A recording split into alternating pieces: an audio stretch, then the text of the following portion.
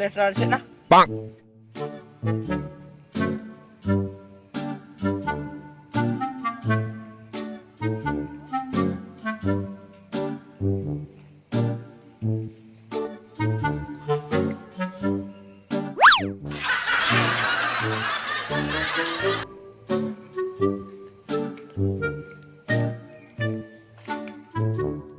Weh, bekedas sosialas lo. Kini bamu keluh sing ten kalas. Bruh. Ih, si bontik nih kan nih. Kayu sing ngelinyuh nih. Urainan pak lan.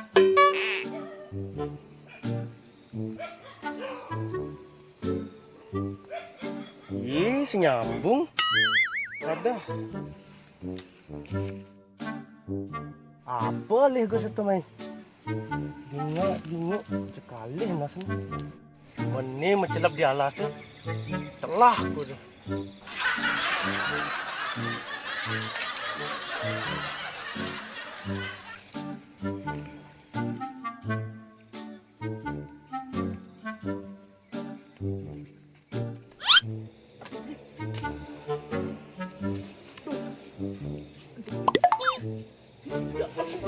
Weh, tuan. Weh. Bani bang ngalih ko dah. Nanti telah ban ko dah bilang weh. Sing beli yang nak singgah oleh kuat sing beli yang nak masuk bang kedis yang berdua beli. Bruh. Menci kita nyemak kuat, orang kan nyak raga, do mesti alasan orang ngalih kedis kedur. Menci kita ngalih kuat, orang nyak raga, men ngemaling tu perbuatan dosa.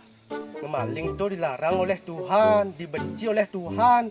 Ci sing takut aja ni didur. Memang apa ada berdua beli? Tu tulis dah didur.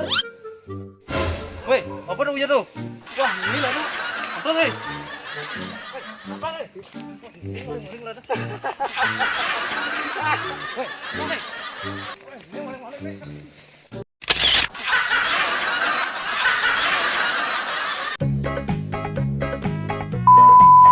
Action.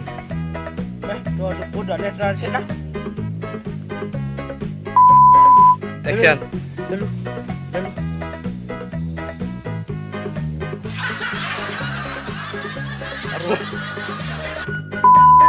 Yuk, dua action. Weh, apa tu tu?